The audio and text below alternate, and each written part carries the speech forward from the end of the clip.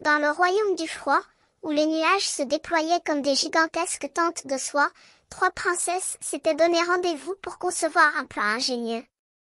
Elles portaient à la fois un diadème et un sourire éclatant, leur beauté glacée transparaissant sous les rayons du soleil polaire. Les princesses du froid, c'étaient elles, avec leurs emporte-pièces préférés, délicieusement confectionnées en forme de flocons. Nous sommes prêtes, lança l'une d'elles, les yeux brillants de curiosité, en brandissant son emporte-pièce à flocons.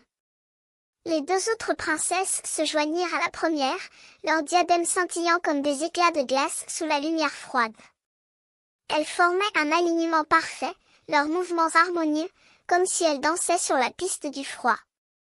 Nous sommes des princesses du froid, coiffées de bien, répétèrent-elles en chœur, leur voix cristalline écho sur le vent froid. Les flocons qu'elles créaient étaient magnifiques, si bien que l'on aurait pu les envoyer directement aux enfants, sans attendre. Mais, tout à coup, les princesses se mirent à se soucier de l'avenir. « Et après cela ?» demanda l'une d'elles, son regard anxieux cherchant une solution. « Comment vais-je faire d'autres flocons si je n'ai plus d'emporte-pièces ?» Un nuage, qui avait assisté à la scène, se manifesta, voilé d'un voile de neige.